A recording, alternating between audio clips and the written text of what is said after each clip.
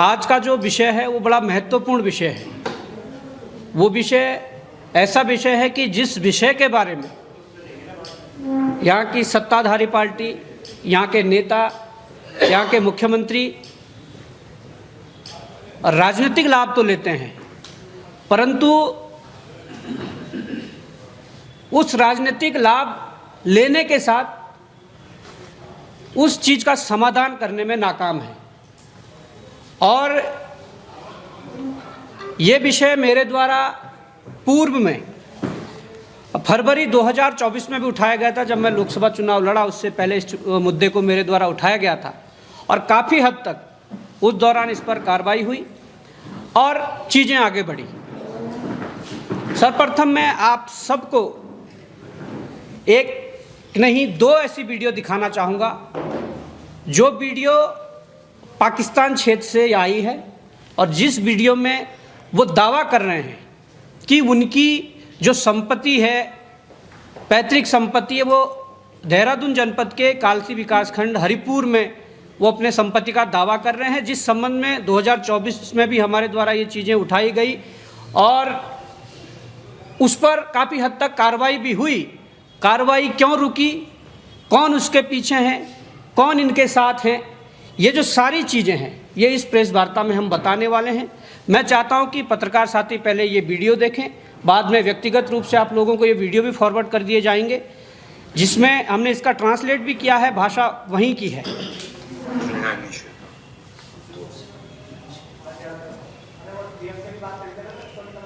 अस्सलाम वालेकुम शरबा वनंगित मेतापुला अब्दुल्ला ज़ेबिन जो और nga मोटा मरहम मोटा लिवी सोइंजू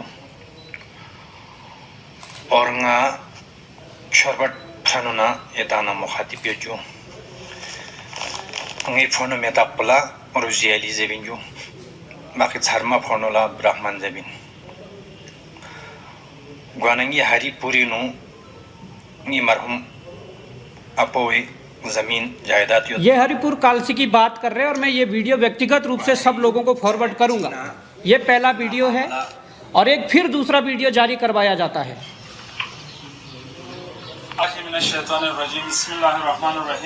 आगा मौसवी करगिल साहिब याला ayrollana अच्छा पुरजोर अपीलियत दे वारिस बनी तरफना वनाना बेहैसियत अच्छा नीर वाइस फ्रम से मुख्तालिफ यहाँ पे तरफना सांगा यदि क्या पलेरिश से बहुत से याले इल्तिमास में गुजारिश में वाने यदि क्या पसी मेरे से चस्पे दे वेडी किलो को ये दूसरा वीडियो है। ये भी मैं व्यक्तिगत रूप से आप सबको फॉरवर्ड कर दूंगा। पर अब इन वीडियो के पीछे क्या है और क्या बोला जा रहा है, थोड़ा बहुत मैं आप सबके सामने उसका जिक्र करना चाहता हूँ। जो मैंने पहला वीडियो दिखाया, उस वीडियो में कहा जा रहा है कि मैं अल्लाह के नाम से शुरू करता हूँ। अल्लाह रहमान और रहीम है। सलाम। मेरा नाम अब्दुल्ला है और मैं मोटा अली का पोता हूँ और मैं छोरबत फ्रानू पाकिस्तान वाला जो गांव है वहाँ से बोल रहा हूँ। मेरे भाई का नाम रोजी अली है और बड़े भाई का नाम अब्दुल रहमान है और हरिपुर में मेरे मरहूम दादा की प्रॉपर्टी है। हरिपुर मतलब जनजातीय क्षेत्र कालसी की बात हो रही है, जहाँ पर देहरादून जनपद का भी व्यक्ति ज़मीन नहीं ले सकता है। जो देहरादून जनपद का अगर कालसी और चक्रता छोड़कर अन्य ब्लॉक का व्यक्ति है तो वो भी ज़मीन नहीं ले सकता है। वहाँ पर दावा किया जा रहा कि हरिपुर में मेरे मरहूम दादा की प्रॉपर्टी है। एक पक्ष से हमारी बातचीत है और मामला तय हुआ है और कुछ ज़मीन हमारी दूसरे पक्ष संजय खान, जाहिद हुसैन, जावेद खान और शशीम बानो के पास है। वो ज़मीन हमने इमाम बरगाह मस्जिद कालसी अंबाड़ी को दान कर दी है। ये ज़मीन अध्यक्ष मुख्तार अहमद के हवाले करेंगे और आगा मुसावी साहब से गुजारिश है कि ये मेरी ज़मीन को मस्जिद इमाम बरगाह को दान कर दें और इस ज़मीन पर संजय खान का कोई हक नहीं है। वो ज़मीन पे कब्जा करके बैठा है और उनका कोई हक नहीं है। ज़मीन का असली वारिस मैं हूँ। ये पाकिस्तान से आया हुआ वीडियो ये बता रहा है। आप इस बात पे अमल करें, आपकी बहुत बहुत मेहरबानी होगी। अध्यक्ष मुख्तार अहमद और आगा मुसावी से गुजारिश है बहुत कि मेरे इस ज़मीन को इमाम बरगाह मस्जिद को दान करें और ये जिम्मेदारी आपके ऊपर है। और ये आपका फ़र्ज है। मैं बस आप लोगों के लिए दुआ कर सकता हूं कि आप मेरे ये काम कर देंगे। एक पक्ष से तो हमारी बात हो गई है और दूसरे पक्ष वालों से हमारी कोई बातचीत नहीं है, ना कोई फ़ोन, ना कोई मैसेज, ना कोई चिट्ठी आई है। और आगा मुसाबी साहब और मुख्तार अहमद साहब, आप मेरी इस वीडियो पे अमल करें। बाकी जो दूसरे पक्ष वाले हैं उन्होंने आज तक मुझे कोई मैसेज भी नहीं किया है, वहाँ पर उनके बैठने का कोई हक नहीं है। असली जायदाद के वारिस और मालिक हम हैं। सलाम। ये पहले वीडियो का निष्कर्ष क्या जो इसका ट्रांसलेशन है। दूसरे वीडियो में जो है, दूसरी वीडियो थोड़ी छोटी है और जिसमें 3 लोग बैठ के बोल रहे हैं, वो भी कहते हैं कि मैं अल्लाह का नाम लेता हूँ, अल्लाह रहमान और रहीम है। आगा मुस्वी कारगिल से गुजारिश है कि हमारा ये वीडियो क्लिप को और ये पैगाम आप याकूब अली मसूरी अध्यक्ष, मसूरी का भी जिक्र हुआ है, याकूब अली मसूरी अध्यक्ष नूर बख्शी मदरसा अम्बाड़ी, अम्बाड़ी मतलब विकास नगर वाला क्षेत्र, अम्बाड़ी और जमाल खान प्रधान अम्बाड़ी, उन तक आप ये पैगाम पहुंचाइए, ये वीडियो में बोला जा रहा है। और इसके अलावा मौलाना कमाल हसन रिजवी इमाम जुमा व जमात अम्बारी, आप इन सब लोगों तक ये पैगाम पहुंचा दीजिए और आप लोगों से जितना हो सके मिल बैठकर ये जो इनके वारिस हैं इन तक इनका हक पहुंचाइए। आपकी बहुत मेहरबानी होगी। अगर इन गरीब वारिस को इनका हक दे दें, बहुत मेहरबानी होगी। और इनके अलावा जो ईरान में मौलाना काइम मेहदी और मौलाना सैयद मेहदी है, अब ईरान का भी जिक्र हो चुका है, ये वारिस हैं, वो उनके साथ कांटेक्ट में हैं। अगर आपको भी तसल्ली नहीं है तो आप उन दोनों ईरान वालों से कांटेक्ट कर सकते हैं, क्योंकि ये जो वारिस हैं वो उनके साथ राब्ता में हैं और हमेशा से रहे हैं। अगर यकीन नहीं होता तो आप उनसे राब्ता कर लें, ये पैगाम दे दें। सलाम। ये दूसरे वीडियो में बोला जा रहा है। अब बात ये आती है कि हमारे द्वारा 13 फरवरी 2024 को इसी प्रेस क्लब से इसी जगह पर एक प्रेस की जाती है कि कालसी क्षेत्र में एक व्यक्ति ने 2022 में ज़मीन ली। जब उस व्यक्ति के बारे में हमें पता लगा, उसकी जब डिटेल खंगाली गई, तो वो व्यक्ति जम्मू कश्मीर का व्यक्ति था जिसका नाम गुलाम हैदर था और उसने अपने मूल निवासी होने का दावा किया कि मैं यहाँ का मूल निवासी हूँ और इस हिसाब से यहाँ पर 10 से ज़्यादा बीघे जो है ज़मीन ले ली। हमारे द्वारा प्रेस कॉन्फ्रेंस होती है, जिला देहरादून के जिला प्रशासन जो है वो हरकत में आते हैं, डीएम आदेश करते हैं और डीएम कालसी और विकास नगर एसडीएम को आदेश करती है कि दोनों पक्षों को सुनकर जमींदार विनाश अधिनियम की धारा 166 और 167 के तहत कार्रवाई करें। 166-67 का मतलब है कि सरकार में इसको निहित करें। फिर ये व्यक्ति क्या होता है कि कोर्ट चले जाते हैं, जो गुलाम हैदर एंड पार्टी है ये कोर्ट चले जाते हैं डीएम के आदेश को वो करके कि हमें मौका नहीं मिला अपनी बात रखने का, तमाम प्रकार का मामला कोर्ट में जाता है। इस दौरान बात चलती है।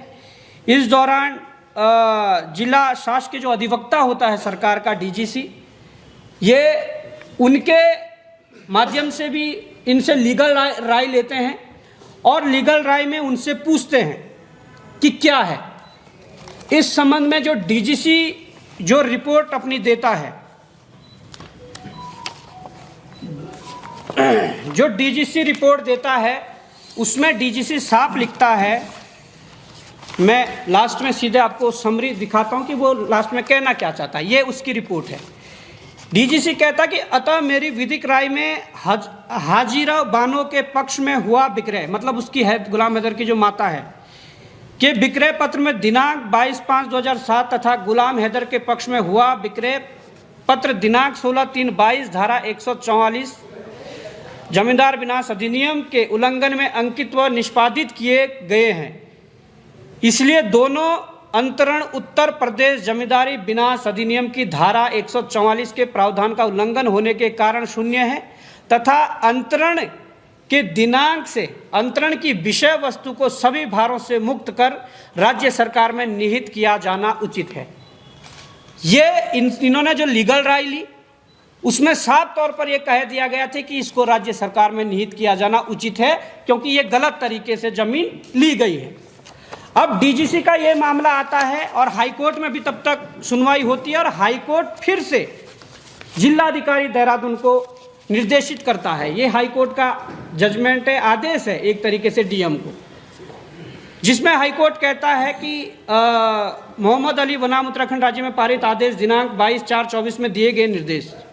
Writ petition is dispose of with a duration to the district magistrate to himself take decision on the complaint made by mister Sanjay Khan after providing responsible opportunity of hearing.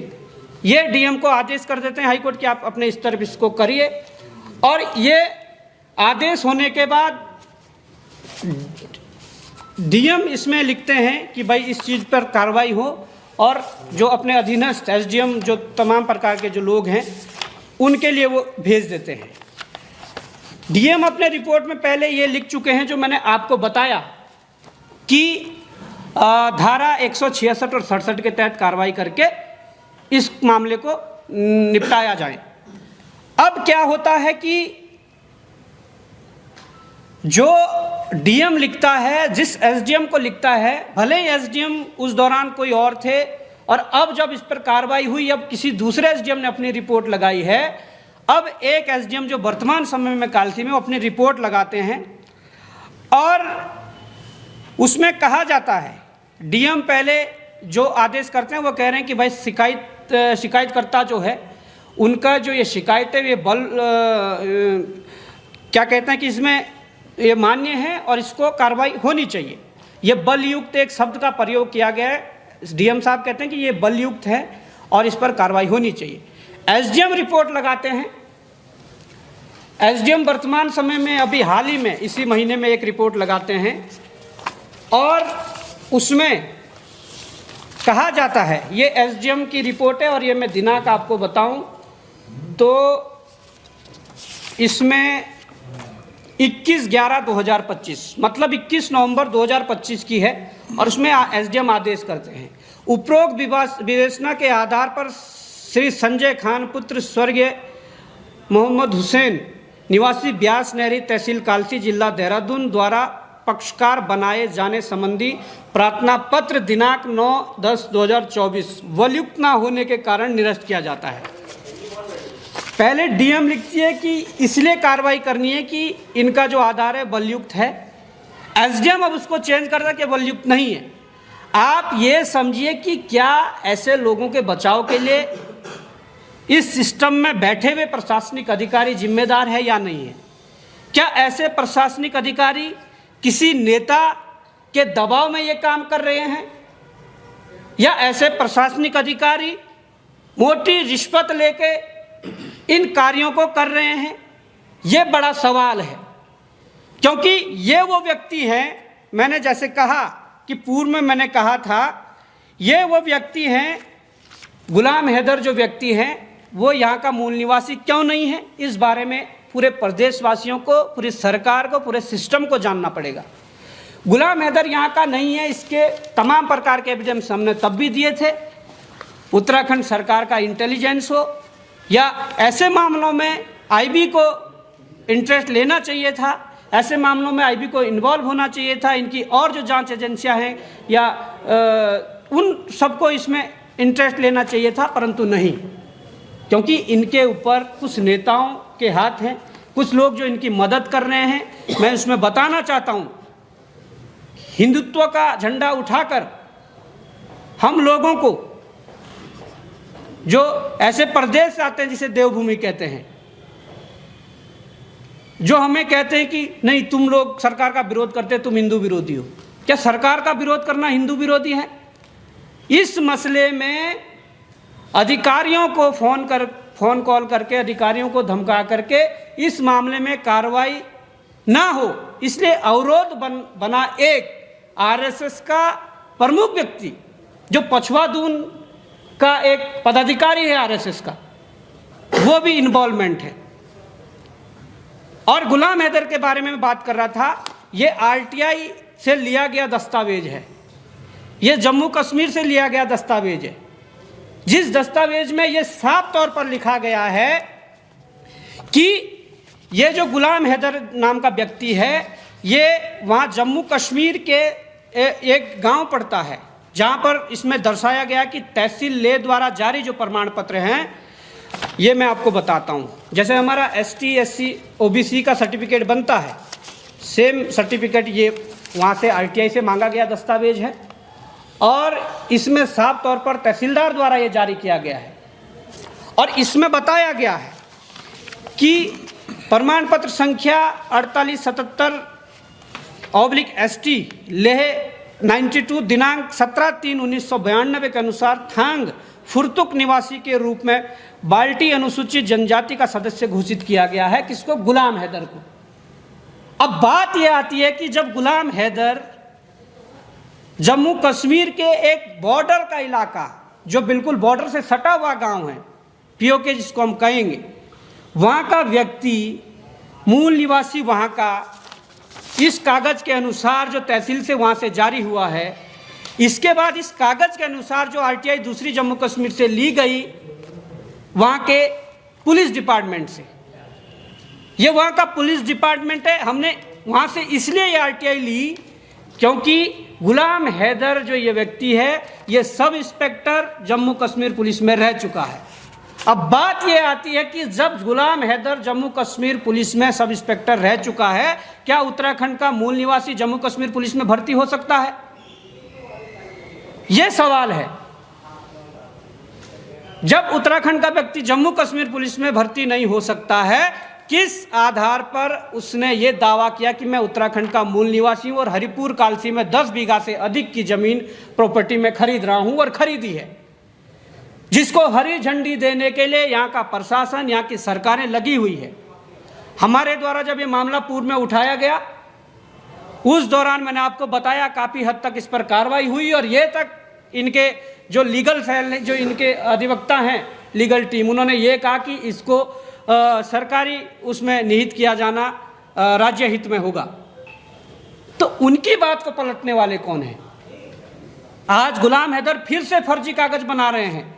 बीच में जब हमको पता लगा कि पटवारी और इनके माध्यम से फर्जी कागजों को बना रहे हैं, इन्होंने एक बिजली का कनेक्शन लिया था चक्राता फॉरेस्ट की ज़मीन पर।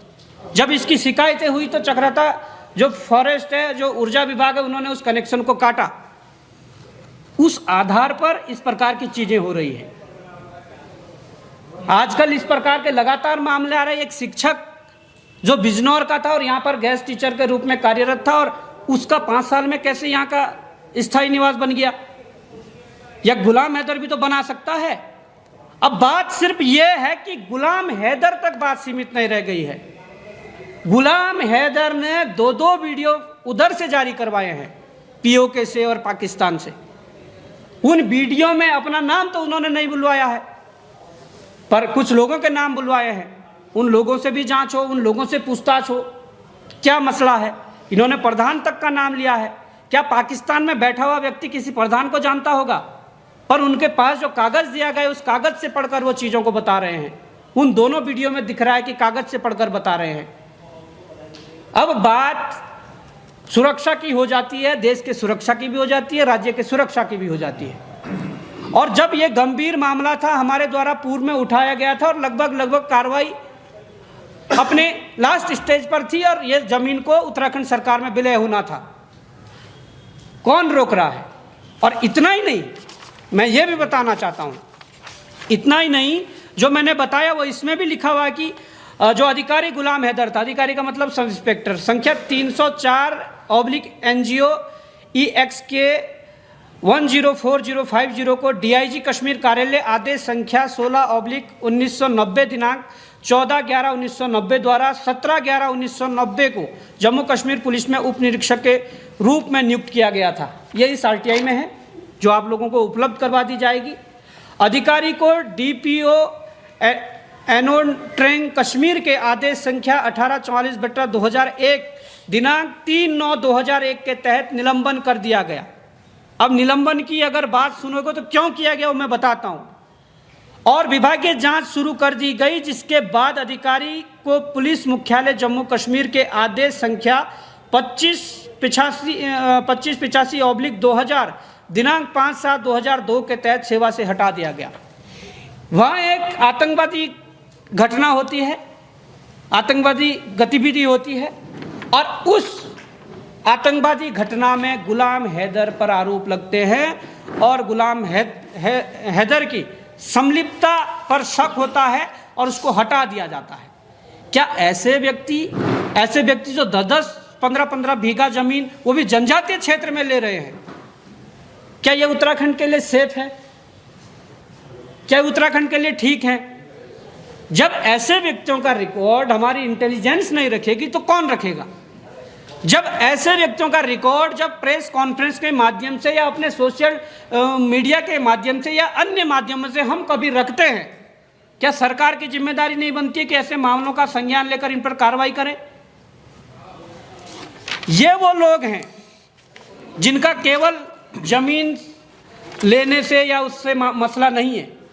ये वो लोग हैं जो यहीं उत्तराखंड विकासनगर जैसी जगह पर खनन क्रेशरों में पैसा लगाते हैं।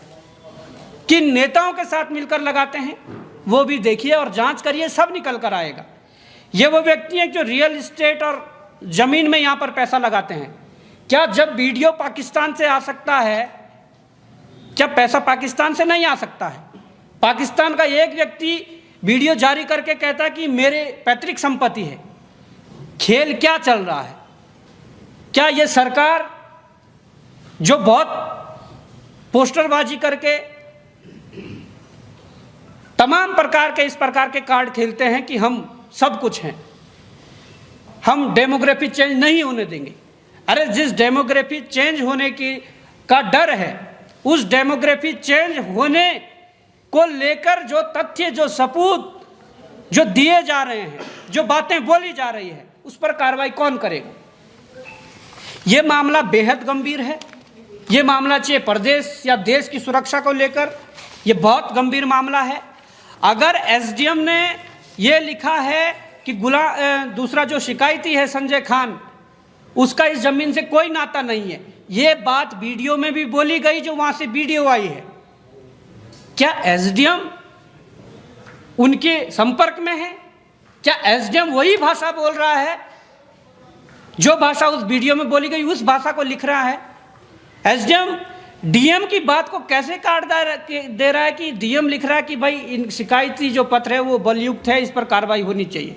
एसडीएम उसको दूसरी रिपोर्ट में बता दे रहा है कि ये जो शिकायती पत्र हैं ये बलयुक्त नहीं है, इनको पक्षकार नहीं बनाया जा सकता है।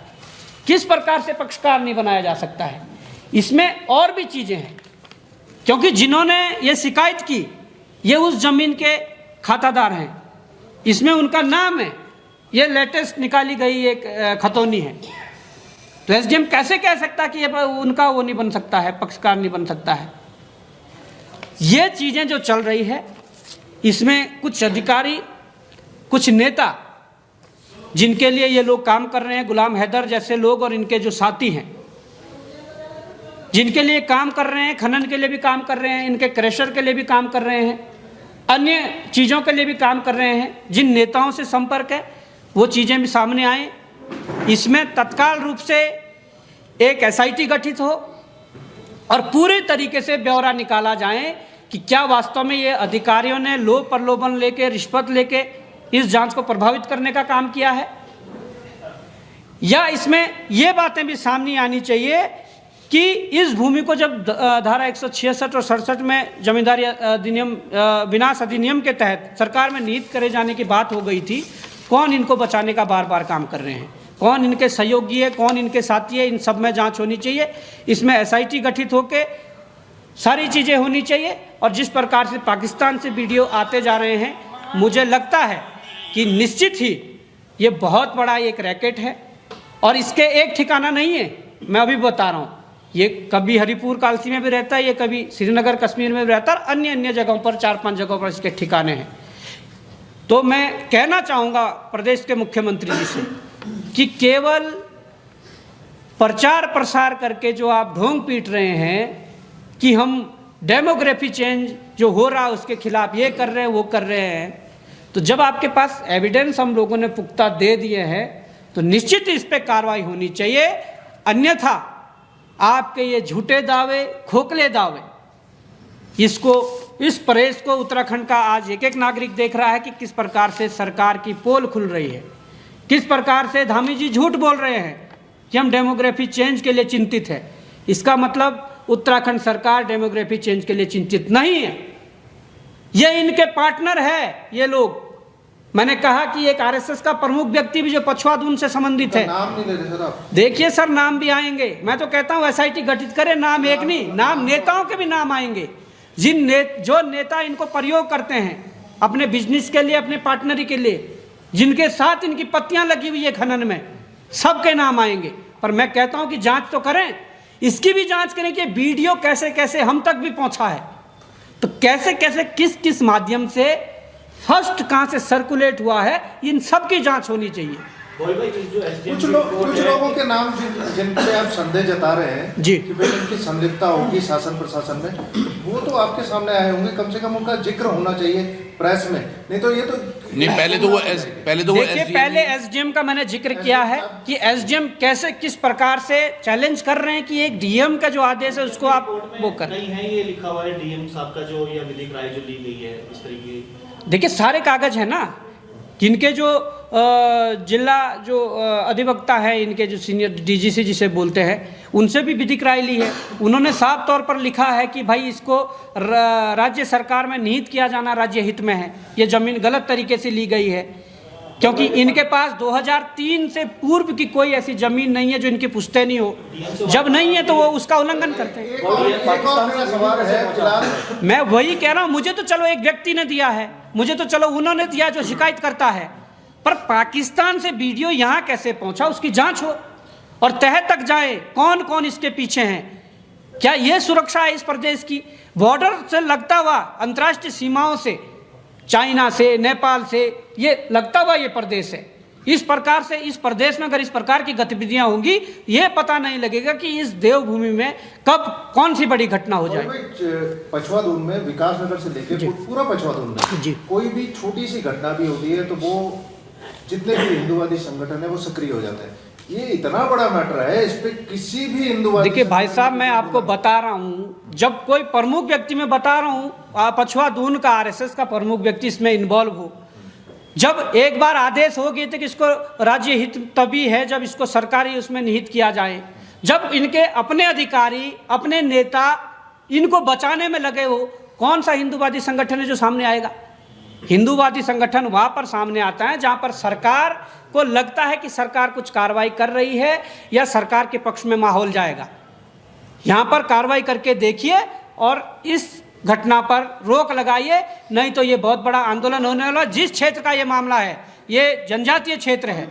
इस जी जो आपका वीडियो दिखाया ना, उस वीडियो तो शत्रु संपत्ति है, शत्रु संपत्ति है। देखिए, अगर शत्रु संपत्ति है, सरकार के फेवर में बोला ना, अगर शत्रु संपत्ति है तो जो शिकायत करता है या जो दूसरा पक्ष है, उन दोनों को छोड़कर राज्य उसमें हित कर दी जाए, निहित कर। हम यही तो कह रहे हैं। हमने जब फरवरी 2024 में ये बात रखी तो काफी हद तक जहां तक कार्रवाई हुई, वहां से कार्रवाई को वापस लौट के पीछे ले आए। भाई, आपके अपने इलाके का मामला है? मेरे अपने इलाके का मामला, हमारे क्षेत्र का मामला है। जनजातीय क्षेत्र है जहां पर मैं बता रहा हूं, वो जनजातीय क्षेत्र 2 ब्लॉक कालसी चक्राता। उसके अलावा आप विकास नगर के अगर मूल निवासी हैं, देहरादून के मूल निवासी, आप भी वहां पर जमीन नहीं ले सकते।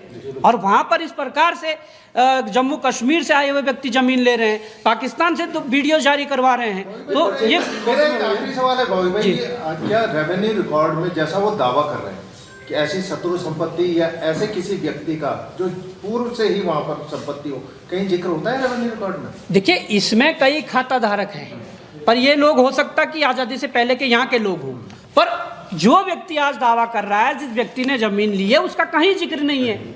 तो साफ तौर पर यह होता है कि पूरी प्रशासनिक अमला मिला हुआ है, पूरी सरकार मिली हुई है। जिस प्रकार से मैंने कहा, आरएसएस का भी मैं नाम ले रहा हूँ, इनके कोई प्रमुख है जो पछवादून के हैं, वो मिले हुए हैं, और कुछ स्थानीय नेता जो इनका संरक्षण कर रही है, जिनके साथ इनका व्यापार में हो या बिजनेस में हो या तमाम खनन और क्रेशरों में जिनकी पत्तियां लगी हो, ये नेता भी इन्वॉल्व है। अब आप जांच करोगे तो सब सामने आ जाएगा और मैं चाहता हूं जांच हो। बॉबी भाई, खाता धारक आप बता रहे हैं, क्या ये जो नाम है ये मुस्लिम नाम है, हिंदू नाम है? देखिए, ये मुस्लिम नाम है, पर ये मुस्लिम नाम है विकासनगर और उस क्षेत्र के। तो इन मुस्लिम नाम शायद आज़ादी से पहले के कुछ व्यक्ति हैं जो जिनका ये खाता है। तो बीच में जब ये गुलाम हैदर के नाम या उन्होंने खरीदी, इसमें भी ऐसा नहीं है कि सबने बेची है। गुलाम हैदर ने किससे खरीदी थी? गुलाम हैदर ने इनसे कुछ लोगों से खरीदी है, पर गुलाम हैदर यहाँ जमीन नहीं ले सकता क्योंकि वो जम्मू कश्मीर का निवासी है। 2003 से पूर्व में कोई रिकॉर्ड में उनके परिवार या उनका कोई ऐसा रिकॉर्ड नहीं जिन पे यहाँ पर उनकी संपत्ति हो। तो जब यहाँ पर 2003 से पहले का कोई रिकॉर्ड नहीं है तो किस आधार पर यहाँ की जमीन लेगा, यहाँ के अपने आप को पैतृक को बताएगा? भाई, आपके जिलाधिकारी या जो विधिक राय जिनसे ली गई है उनसे बातचीत हुई कि भाई आपके एसडीएम आपके आदेश को कैसे सुपरसीड कर सकता है, उस प्रकार से वार्तालाप हुई? देखिए, मामला गंभीर था, हमारे संज्ञान में जैसे हमने पहले आम जनमानस तक ये बात पहुंचाने के लिए इस प्रेस कॉन्फ्रेंस से सरकार और प्रशासनिक अधिकारियों को पहुंचाने के लिए और आप लोगों को जानकारी देने के लिए मामला किया है। इसके बाद जिलाधिकारी के भी फॉरवर्ड किया जाएगा, एसडीएम से भी जवाब तलब किया जाएगा कि आपने जिलाधिकारी के ऑर्डर को कैसे काटा है। इसके जी एक सवाल है, किस वर्ष में ये जमीन खरीदी गई? देखिए, 22 का मामला है और ये 24 में हमारे संज्ञान में आया, तो फरवरी 24 में हमने इस पर प्रेस करी थी। आपने एक क्वेश्चन इंडिकेट किया था कि वहाँ पर जिस तरीके से इसको पुलिस विभाग से हटाया गया है जी, वो तरीका क्या ऐसा हो सकता है कि यहाँ पे प्रायोजित करके यहाँ पे अगर इसे कुछ आगे फ्यूचर में कुछ इसके द्वारा अनहोनी हो जाए? देखिए, संभावना मुस्लिम बदनाम होंगे। संभावना कुछ भी हो सकती है, संभावना कुछ भी हो सकती है। मैंने पूर्व में अपने वक्तव्य में कहा है कि ये प्रदेश दो देशों की अंतर्राष्ट्रीय सीमाओं से लगता हुआ प्रदेश है। यहाँ पर इस प्रकार की जो घटनाएं हो रही है ये प्रायोजित भी करवाया जा सकता है। जिस प्रकार से शासन प्रशासन का सहयोग, कुछ स्थानीय नेताओं का सहयोग इन लोगों को मिल रहा है, तो ये प्रायोजित भी हो सकता है। भविष्य में कोई बड़ी घटना को ऐसा अंजाम दे दें। पर मैं जब कह रहा हूँ, जब ये सरकारी डॉक्यूमेंट में आ चुका है वहाँ के पुलिस मुख्यालय से, जिसमें कहा जा रहा कि इस व्यक्ति को, ये सब इंस्पेक्टर थे, उसके बाद एक घटना होती है, उस घटना में ये इनका संलिप्तता होने का वो पाया जाता है। देखिए, ये जो घटना है ये 2001-2 के आसपास की, एक की घटना है, एक में निलंबन करते हैं, 2002 में इसको वहाँ से पूरी तरीके से हटा देते हैं, बल्कि फिर आगे जांच होती है क्या होता है क्या नहीं है। पर ये एक आदम उठाएंगे आप इस पे? देखिए, कदम साफ है, हमारे अपने क्षेत्र का मामला है और एक ऐसे क्षेत्र का मामला जिसे हम पूरे उत्तराखंड के वासी कहते हैं कि चक्राता जैसा कानून होना चाहिए। वहाँ पर जमीन नहीं खरीद सकते हैं। अरे जमीन नहीं खरीद सकते वहाँ, तो इन्होंने इस प्रकार के बाहर के लोग खरीद रहे हैं। तो ये ऐसा मामला है, इसको लेकर स्थानीय जो लोग हैं उनमें काफ़ी आक्रोश है, पूरे क्षेत्र में आक्रोश है। अगर सरकार इस पर सही ढंग से सही समय पर कोई उचित फैसला लेकर इस जमीन को सरकार उत्तराखंड सरकार में निहित नहीं करती है, निश्चित ही क्षेत्रवासियों में जो उबाल है वो सड़कों पर दिखेगा और विरोध के रूप में दिखेगा। भाई, ये तहसील विकासनगर का मामला है, तहसील कालसी का? देखिए, तहसील कालसी का मामला है और 2 जगह पर ये जमीन का मामला आ गया। विकास अंबाड़ी में भी ये ले रहे हैं, तो तहसील विकासनगर का भी मामला हो जाता है। हाँ, तो ये सारी चीज़ें। Thank you.